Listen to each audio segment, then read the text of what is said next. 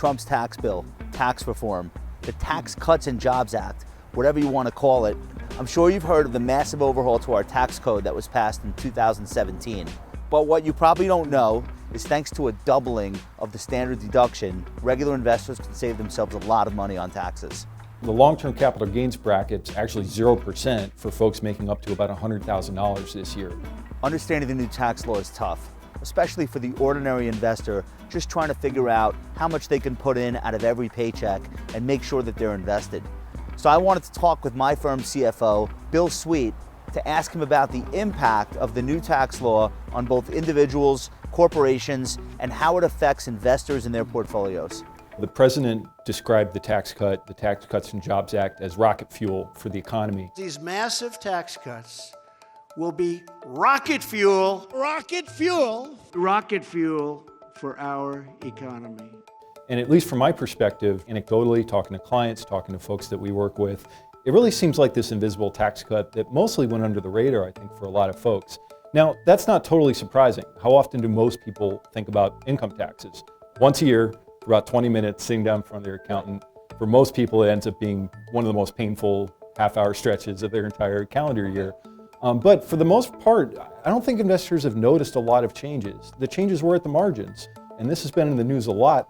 A lot of folks have seen that the refund hasn't been there. A disturbing reality setting in for millions of Americans. Many early tax filers are already learning they're not getting the refunds they got in 2018. This year, they owe $10,000. You know, the bottom line here is that 8 million Americans right now who got a refund last year are not going to get it this year. Right. Even though they're paying less throughout the year, on average about 3% less. So just to put it in dollar terms, a couple making $50,000 each, so $100,000 family income, they got about $3,000 more. But the issue is that got paid to them throughout the year.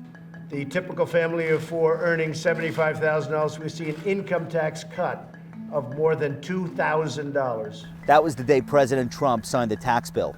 And you could see it right there. The White House didn't really explain it as your refund is going to be split up amongst all your paychecks throughout the course of the year. That information could have been useful. People could have invested that extra cash in the market. I think it's just affected people very differently. Here in New York, state and local taxes are a big deal. I know for me, my state and local tax deductions got cut in half. So somebody that has a high amount of state and local income tax is going to be hit pretty hard. But maybe AMT was a big deal for them, alternative minimum tax.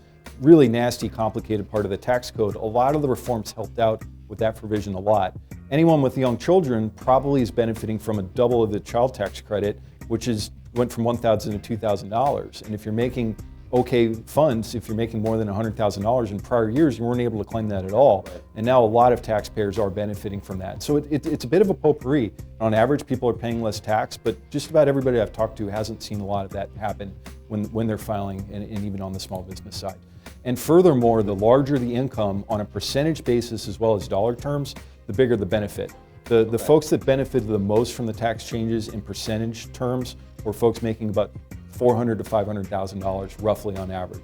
Those are probably... Well, thank God for that, right. Because we know that they were struggling. So. And not a ton of them. And on average, seeing about a 5.5% increase on their after-tax income versus somebody making $50,000, closer to a 2% increase. Are investors you're talking to disappointed by how little the tax cuts seem to have benefited them personally?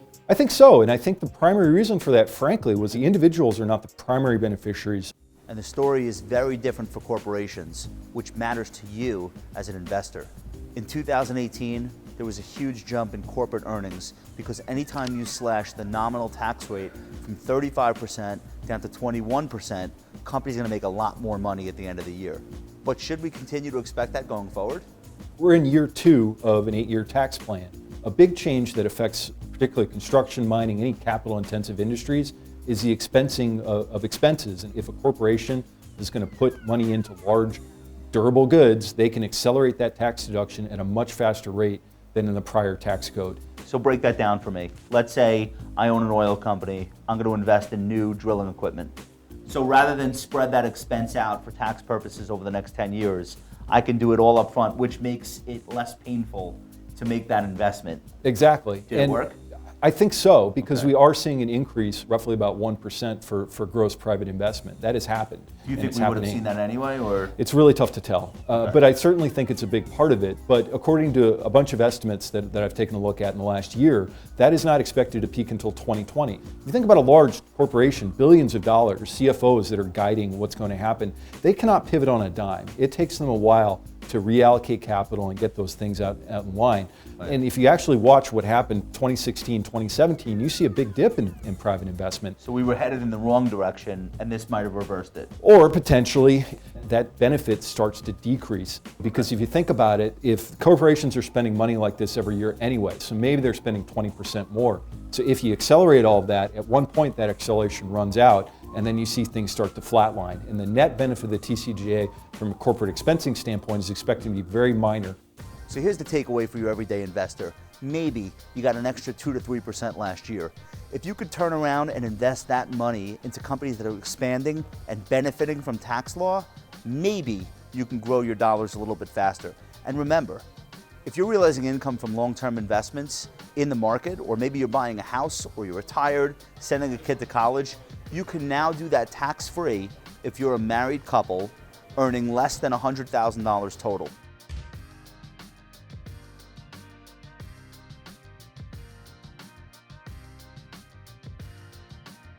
Invest in you. Ready, set, grow.